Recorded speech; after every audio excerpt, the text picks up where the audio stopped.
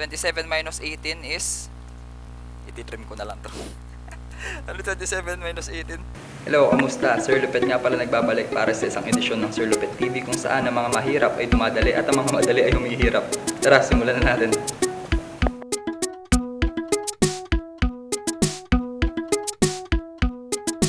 So kapag nakakita kayo ng ganitong klase ng lesson, ang tawag dito ay evaluation of function. Ibig sabihin, merong given function and then magbibigay lang ng particular number or integer tapos ipapalit nyo yung value niya sa lahat ng variables doon sa function. Tulad nitong example natin. Halimbawa, yung function ay 3x squared plus 6x minus 19. Ano daw ang magiging sagot yung value na ibibigay ay negative 3? So, paano yun? So, syempre, copy muna natin to. No? Okay? Pag nakakopy na yun, ang next yung gagawin, lahat ng x dyan ay papalitan nyo ng parenthesis. And then, lagyan nyo ng negative 3. Ganon din itong x na to. Lagyan ng negative 3. So, nakita nyo? Ganon lang. Tapos na. Hindi pa yun tapos. Okay, so gagawin nyo muna, mag-enter ulit and then copy nyo ulit. So before we proceed, check muna natin, tama ba? So 3x squared, yung x papalitan lang ng negative 3. Yung x dito sa 6x papalitan ulit ng negative 3. And then, hayaan lang natin yung negative 19. Now, simplify na natin itong mga expressions. Kung natatandaan nyo yung PEMDAS, no? O yung DAS, yung parenthesis, exponent, multiplication, division, addition, and subtraction. So makikita mo dito, meron tayong kailangan mauna yung nasa parenthesis or yung exponent din. So negative 3 squared, ano yun? Ano? Negative 3 squared ay 9 yan, syempre. So pwede naman kayong gumamit ng calculator. So ang negative 3 squared ay 9. Okay? While itong negative 3 multiplied by 6. So, pag pinag-multiply natin yan, ang magiging sagot will be negative. So, automatically, itong positive sign na to, or yung addition, will become subtraction na yan. So, minus, itong 6 times negative 3 will become negative 18. So, ganyan na siya. Okay. Then, kapag ganyan yung situation, copy nyo lang ulit yan. And then, next natin. So dito, let us simplify further. So 9 times 3. 9 times 3, ay napura ko tuloy. 9 times 3 ay 27, di ba? So we have to copy this and then next. So dito, kapag addition na lang po at saka subtraction yung natitira, unahin nyo po yung mga operations na pinakamalapit sa equality sign or sa equal symbol. So ang mauna natin gagawin ay 27 minus 18. Ilan yan? So, yung 27 minus 18 ay 9. Okay? Now, meron tayong minus 19. Okay? So, simplify further. So, makikita nyo, pinapaliwanag ko siya isa-isa talaga. Okay. So, 9 minus 19, syempre, yung 9, maminusan mo ng mas malaking number. So, 9 minus 19 kapag nilagay sa calculator, yan ay negative 10. Therefore, kapag negative 3 daw yung pinalit natin dito sa expression na to, ang magiging sagot ay negative 10.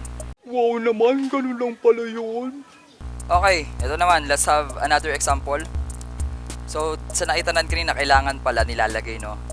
Ipalit natin. So, copy natin yan dito and then paste. So, itong negative 2 na to, lagyan na natin yan dyan. Palitan na natin. Yan.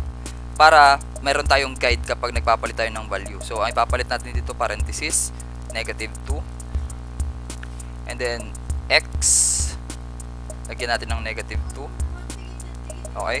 Then, itong x na to, papalitan din natin ng negative 2.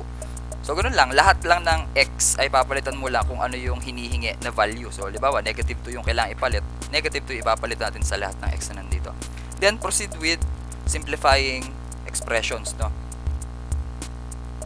So, copy ko lang to ulit. Okay, so, ano ngayon?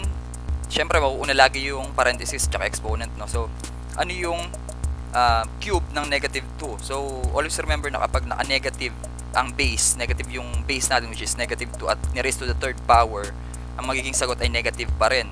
Therefore, that is negative 8. Okay. While itong kabila, negative 2 yung base pero even number which is 2 yung exponent niya. That's why magiging positive 4 yan. Okay. So as long as meron pa ring multiplication, wag nyo muna nga alisin yung parenthesis. Okay, so dito mapapansin nyo, we have negative multiplied by negative. So negative 7 multiplied by negative 2. Anong sagot doon? So we have positive 14. So plus 14 ang katumbas nun. Then meron tayong 9. Then we can simplify further. So ito we have negative 8 times 4. Alam nyo na yan, negative 32 yan. While itong kabila, negative 6 times 4, that will become negative 24.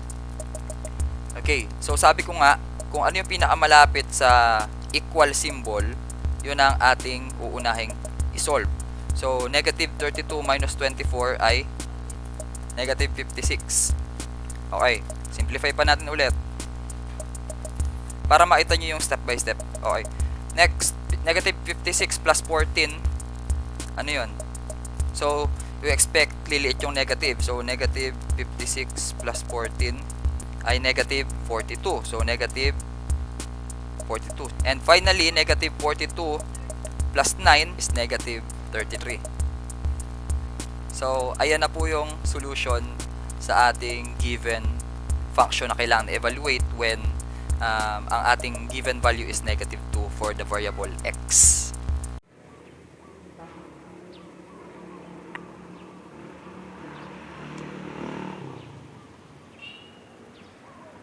Okay?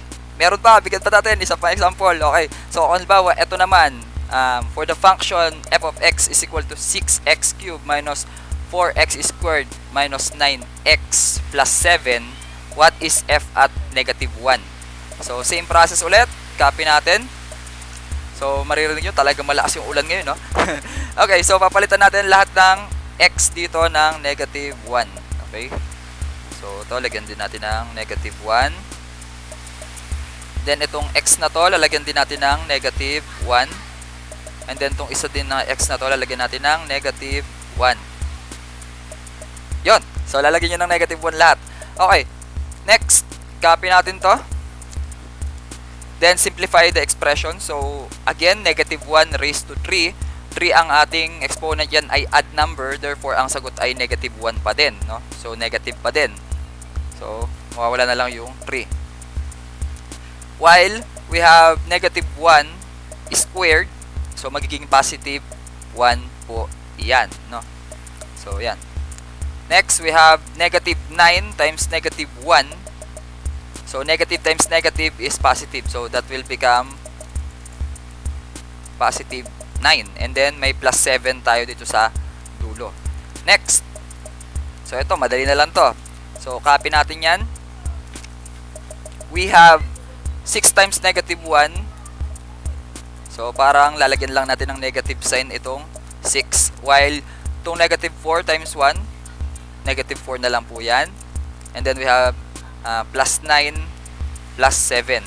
So, copy ulit natin. Next line. So, we have negative 6 minus 4. Yan ay negative 10. Okay, another line. Huwag nating titipirin. Okay. So, negative 10 plus 9. So, magiging negative 1 na lang yan. Okay. And finally, negative 1 plus 7 is positive 6. So, yan po ang solution para sa ating mga example ng evaluation of function. Sabi ko naman sa'yo, di ba? Madali lang. And that's it for today. Maraming salamat sa mga nanood. At I hope na marunong na kayong mag-evaluate ng function na alam ko namang kayang-kaya nyo talaga. Again, this is Sir Lupet. Kung gusto nyo pa ng mga ganitong video na may kinalaman sa math, engineering at kung ano-ano pa, wag na kayong mahiyang mag-subscribe. Oo nga. Wag kayong mahiyang mag-subscribe. Libre naman ang pag-subscribe. So, maraming salamat. Ako Sir Lupet at nagsasabi na sa bawat na nagsasabi na sa bawat problema, na nagsasabi na ang bawat problema ay may Englishin ko na nga lang. Na nagsasabi na in every problem there is a solution. Na nagsasabi na sa bawat problema, na nagsasabi na in every problem there is a solution. We must not be the problem. Instead, we must be the solution. God bless you at ingat kayo. Stay safe. Dapat dalawa. Thank you. Let's go. Hanggang sa muling pagkikita, hanggang matuyo ang mga